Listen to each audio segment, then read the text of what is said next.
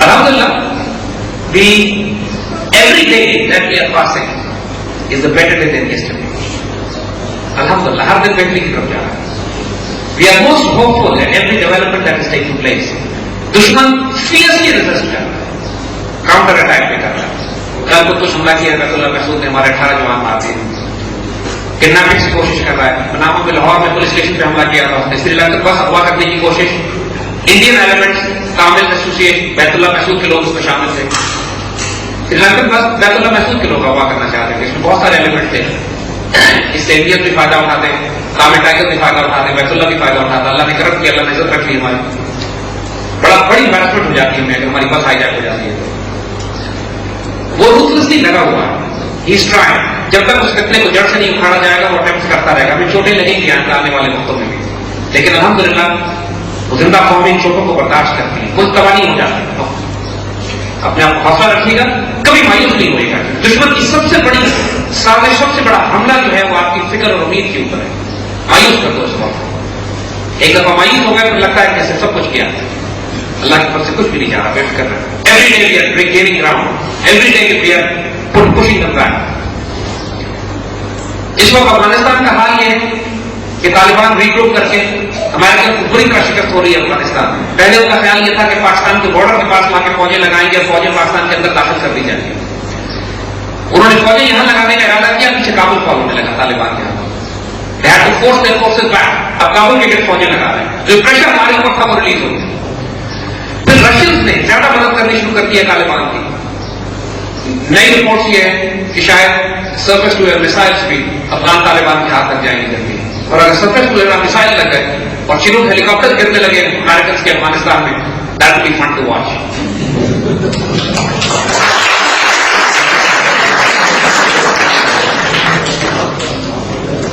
So the Americans try to be difficult with us, we can destroy them in Afghanistan. یہ threat Afghanistan میں ہم اوپر نہیں دے چکے ہیں. ان کی سپلائی لائن بھی پاکستان سے ہی جا رہی ہے, لیکن سپلائی لائن تقریباً 50% ڈپلیٹ ہو گئی ہے.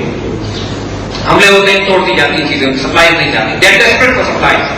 وہ ایران سے بات کر رہے ہیں کہ ہمیں سپلائی میں جانے دو. ایران نے ان کو کنسیشن دی ہے, لیکن under the Canadian flag agreement یہ ہوا ہے وہاں پہ کہ کینیڈا کے کنٹینر جایا کریں گے, جس پہ لکھا ہوگا کہ transit goods for central Asia.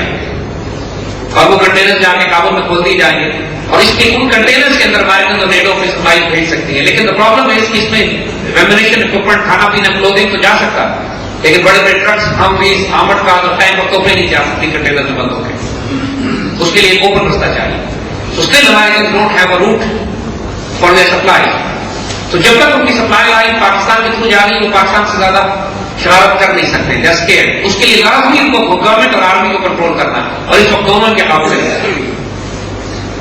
لہذا American policy of Mister Holbrooke to break Pakistan into Yugoslavia, alhamdulillah, is breaking their own hearts, is breaking their own plans, is breaking their own entire strategy, shattering their own game plan in this region. اللہ کے فضل سے پاکستان میں وہ کچھ بھی حاصل نہیں کر پا رہے. Pakistan on the other hand, Afghanistan کے جتنے بھی پشتون بلکہ پورا افغانستان, وہاں پر پاکستانی کرنسی اس طرح چلتی ہے جیسے پنجاب میں چلتی ہے, جیسے پاکستان میں چلتی ہے.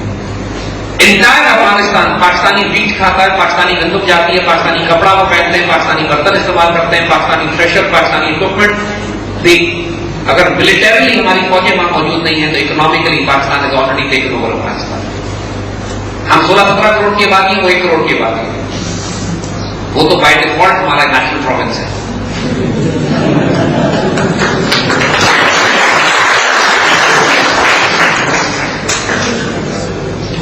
All what we need is an aggressive foreign policy, جس کے اندر ہم جیو اکنامکس کے ذریعے آلریڈی ہماری ٹریڈ ان کے ساتھ آفیشیل ٹریڈ $1-2 بلین کی ہے, ان آفیشیل ٹریڈ $10 ارب تک ہے. آفیشلی چند ہزار لوگ بارڈر کراس کرتے ہیں ویزے کے اوپر, ان آفیشلی 2.5 لاکھ لوگ بارڈر کراس کرتے ہیں. بارڈر کی ضرورت ہی نہیں, بارڈر پریکٹیکلی ختم ہو چکے ہیں. ہم جس طرح یورپین یونین بن سکتا ہے جس میں کامن کرنسی اور کامن بارڈرز ہیں, why not we make a common union of Pakistan and Afghanistan, جس میں کامن کرنسی تو آلریڈی ہماری کی کرنسی تو یہاں نہیں چلے گی, ہماری کرنسی وہاں چلے گی. اور پھر افغانستان کے پاس $150 ارب سال کے ڈرگس ہیں. That's the prime industry. But those drugs that drug money is sponsored by CIA and $150 billion of drug money is going into Western banking system every year. Western banking system جو collapse ہو رہا ہے وہ چل ہی اب drugs پہ رہا ہے.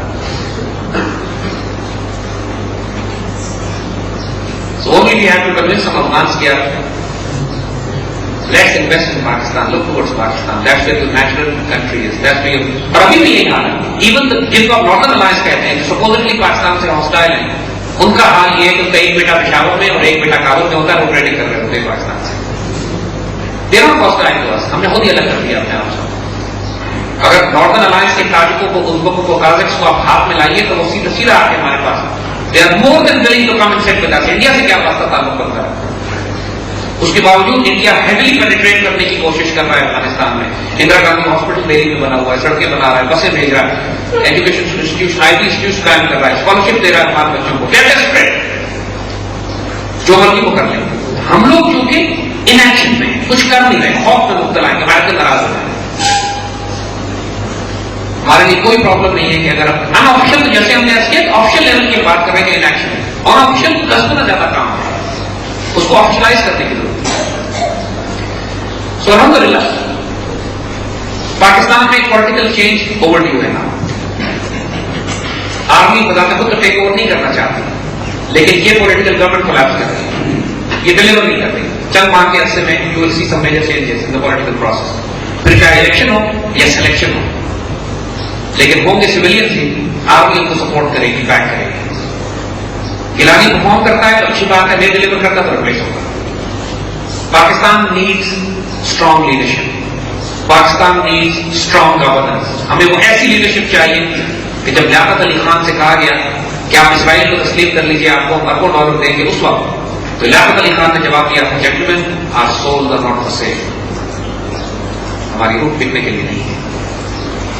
جب قائد اعظم کے پاس گورنر جنرل ہاؤس کے لیے 40 روپے کا فرنیچر خریدا گیا, تو اس میں سے حساب کر کے دیکھتے ہیں جس میں سے 6 روپے کی کرسی فاطمہ جی نے کی اور 12 روپے کا فرنیچر میرے لیے, جس کے پیسے ہمارے ذاتی اکاؤنٹ سے کاٹے جائیں, پاکستان کے بیت المال سے یہ پیسے نہیں کاٹے جائیں. جب 1 روپے کی جراب ان کے لیے خرید کے لائی گئی تو کہتے ہیں یہ بہت مہنگی جراب ہے. اب غریب ملک کے سربراہ کو ذہن نہیں دیتا کہ 1 روپے کی جراب. جب برٹش امبیسڈر نے قائد اعظم سے یہ کہا کہ بادشاہ کا بھائی آ رہا ہے اور ہمیں بڑی خوشی ہوگی کہ اگر آپ ایئرپورٹ پہ جا کے اس کو ریسیو کر لیں, تو قائد اعظم مسکرا کے کہتے ہیں کہ مجھے کوئی اعتراض نہیں ہے, شرط صرف یہ ہے کہ جب میرا بھائی انگلینڈ جائے گا تو بادشاہ ریسیو کرے گا. This is self respect, this is dignity, this is honour. جب ہمارا کوئی ایسا لیڈر ہوگا جو آنکھوں میں آنکھیں ڈال کے ان سے بات اس طرح کرے گا. دیکھیے اللہ کا بہت احسان ہے, پاکستان دنیا کے امیر ترین ملکوں میں سے, یہ بات ہم ایسے نہیں کہہ رہے, دنیا کی سب سے بڑی سونے کی اور کاپر کی خزانے کانے ہمارے پاس ہیں, گولڈ ہمارے پاس ہے, ڈائمنڈس ہمارے پاس ہے, کوئلہ دنیا کی سب سے بڑا ذخیرہ ہمارے پاس ہے, دنیا کی سب سے زیادہ فوڈ پروڈیوس پر ایکٹر سب سے بڑا نہری نظام, روس سے بڑا نہری نظام ہمارے پاس ہے. روس کتنا بڑا ملک ہے, 10 گنا بڑا ملک ہے, اس سے بڑا 5 گنا بڑا نہری نظام اس سے ہمارے پاس ہے. جتنی خوراک ہم پیدا کرتے ہیں, دنیا کے کئی یورپین ملک مل کے بھی اتنی خوراک پیدا نہیں کرتے جتنا ہم پیدا کرتے ہیں. اللہ کا اتنا احسان ہے, جو ایک دنیا کا واحد ملک ہے جب بیک وقت 5 موسم 4 موسم ملتے ہیں, کیدو سے لے کر آپ کو مکران کے سائے تک. دنیا کا کوئی خزانہ ایسا نہیں ہے جو اللہ نے ہمیں نہ دیا ہوا. ایسے ایسے جواہرات ہیں کہ دنیا میں کہیں نہیں پائے جاتے. مردان کے پاس پنک ٹوپاز ہے, کارٹلٹ کے پاس نہیں کرتا, دنیا میں ریتان سے زیادہ ایکسپینسو ہے. سوات کی ایمرلڈ مائنس ہے, دنیا میں فائنسٹ ایمرلڈ پر شیر ویلی کی بات نہیں کرتا ہے, سوات کی ایمرلڈ مائنس. ایسے ایسے خزانے اللہ نے دیے ہمارے پاس, اور اللہ کا شکر ہے کہ سارے زمین میں دبے ہوئے ہیں.